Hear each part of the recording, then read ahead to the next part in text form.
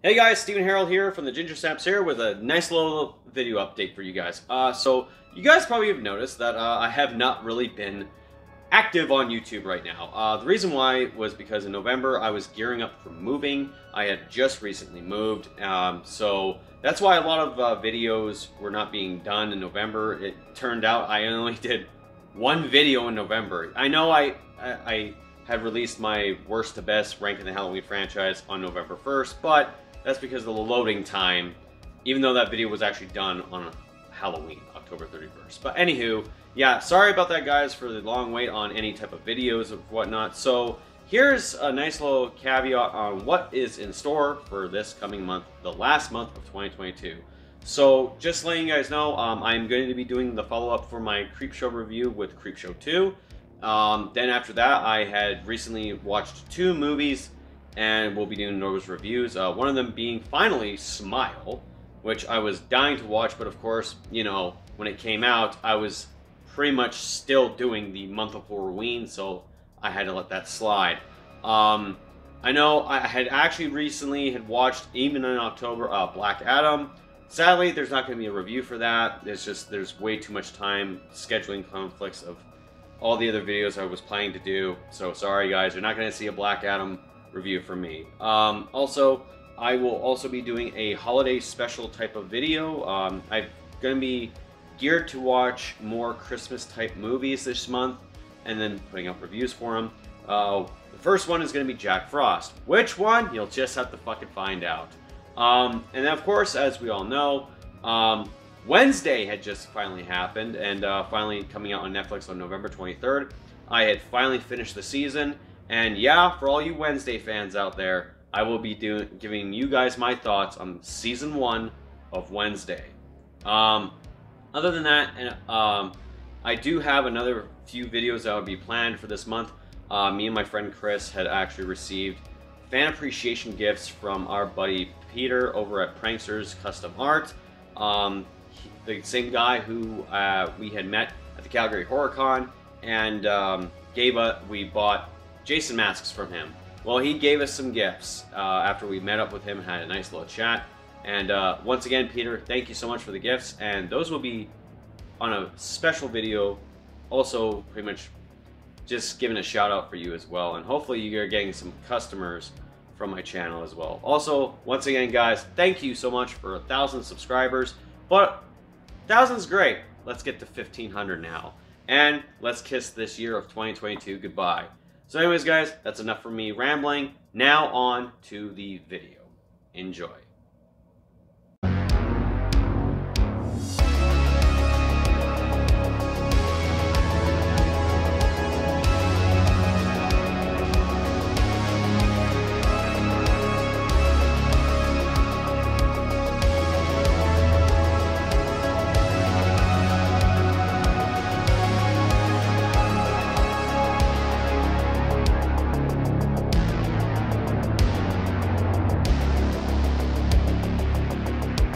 Hello everyone, welcome to the Ginger Snaps here, where I'll be discussing movie reviews for you guys in a very blunt way. I am your host, Stephen Harold, and in today's episode, I'm going to be talking to you guys and giving you my review for Creepshow 2, which was released in 1996. After 1982's Creepshow had come out, the anthology that pretty much made everyone fall in love with these type of films, they were looking for a sequel, and of course the sequel ended up coming, you know, in 1996. But, you know, of course, you know, you have Stephen King and George A. Romero still attached to it, and of course Tom Savini in a different way, also doing the special effects as well. The movie itself was actually a welcome back to the format of the anthology, but the problem was it was a lot shorter. Even though the stories were longer, there was less of them now. Now, a lot of people do have some sort of criticisms when it comes to this movie, but it's still one of the most beloved of the anthology type of films. So here's my review of Creepshow 2. First things first, we're going to kick off the movie itself with the review, with the main story that tags along with all these stories that are intertwined with it. Of course, we have this boy who ordered a Venus flytrap. And of course he runs into some bullies, and I love the fact that it goes from live action to cartoon animation, just like how a comic book would. And of course keeping that EC Comics type of vibe to this. And of course at the end of the movie we do get that tie-in, that end of it as well. We do see the Creep in live action and in cartoon form. Now some people don't know this, but I found out even 4 years ago when I had watched it for the first time in quite some time, that the Creep was actually played by Tom Savini. Now apparently he didn't like the fact that he was in makeup, but still looked pretty good. I mean, like, it was even convincing. Like, sometimes I even look at that makeup and say to myself, that was Tom Savini? Fuck, that was actually a good job. So enough of that little story that intertwines with the rest of them. Let's get to the stories. All three of them. In our first story, we have Old Chief Woodenhead, where we have a couple who has run a hardware store for quite some time, but now the town that they're running that store in is completely dead. The residents have left, the businesses have left, there's practically no one left to do business with at this rate. And in that process, three young adults who are just hooligans, pretty much gonna mug this old couple for what they're worth, especially the one guy, the leader of this group, who is starved for that Hollywood lifestyle with his long, beautiful hair. And while they're mugging them and get away with it, we have the wooden statue that sits outside of the store, Old Chief Woodenhead, which comes to life to seek revenge. Now, this is one of those good stories that is kind of like, almost like a slasher type of vibe to it, which is kind of cool. I don't mind the effects of Old Chief Woodenhead. I know that it's an actor under that costume. There are even times where you see it move when it's not supposed to move, which, you know, adds the mystique of the whole entire story. The kills themselves, you know, not too bad, I have to say. For this story, I didn't mind it. It's a nice little appetizer for, sadly, the remaining two stories on this film. Story number 2 is The Raft, where we have 4 horny teenagers who are going to this raft in a lake in the middle of nowhere to just go for a nice little dip in the water. Now, of course, when they do this, there is this weird sludge-looking thing that's in the water, and it just so happens to have a life of its own, because essentially it surrounds the raft, and anytime they touch it, it practically eats them alive. Now, I remember this one vaguely when I was a child, because this was one of those stories or episodes of my youth where, you know, boobs are shown and my eyes are covered. So, you know, there's that. But the deaths in this one is just gnarly as hell. The thing that lives in the water that pretty much waits for them to not be prepared for it, and then even seeking through the raft itself, the cracks of it. Just the deaths alone are just gnarly enough as it is. And of course, we have the one guy who just survives and takes his fucking time and mocks the thing and then gets what's coming to him.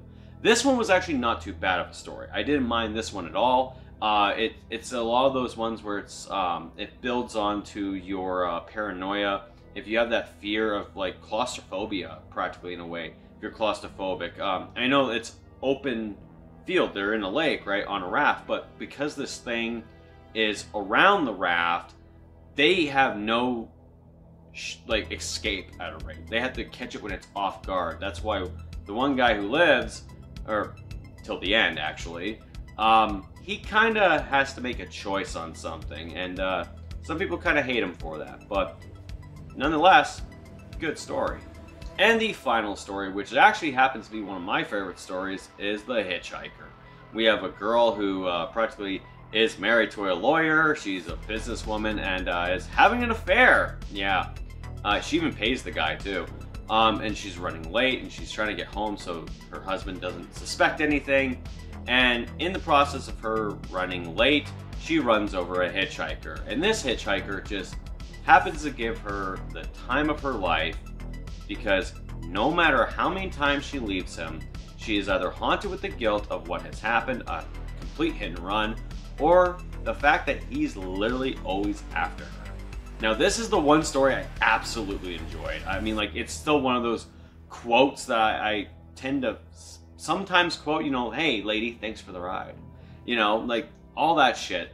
I do enjoy this story, even the character, like, just the shit that she goes through, where she's trying to keep her shit together, and oh my god, and then finally, like, just giving up and just, like, going nuts trying to end this guy is one of the best fucking parts of this whole entire movie. So, yeah, if you guys haven't watched Creepshow 2 and you want my take on which one was the best story, sadly, it's actually the last story, The Hitchhiker. Of course, a lot of people, when they do watch this movie and they do have this appreciation for it, I have appreciation for it as well.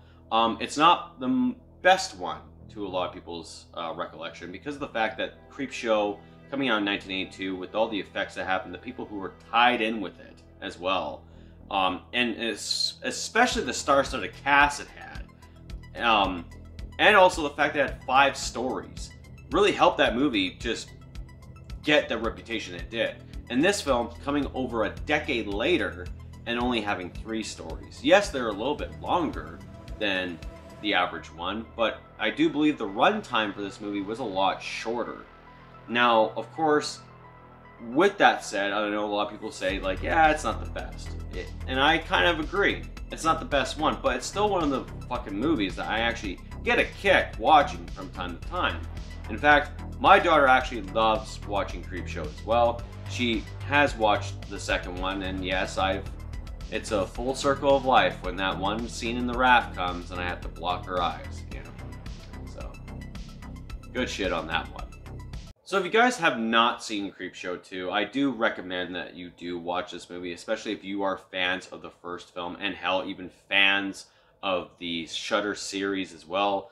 I know some people have kind of skipped this over because a lot of people have said negative stuff about it, which is kind of unfair to even say it to the least. But other than that, when I think about Creepshow 2, I think of these little fond memories when I was a kid watching it for the first time. And it's still a good movie that I actually tend to actually put on and just watch again, especially like if I was just like, yeah, you know, I kind of want to watch it. That's why I was so happy to do this review for this film. Now, for my rating, I'm going to give Creepshow 2 a 6.5 out of 10. So tell me, guys, what do you guys think of Creepshow 2? Does it live up to the success of Creepshow, or is it just one of the ones that you kind of tend to forget from time to time? Let me know in the comments down below.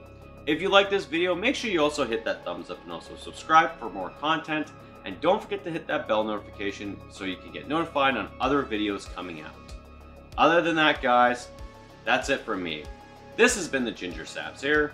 My name is Stephen Harold, and I will talk to you guys later.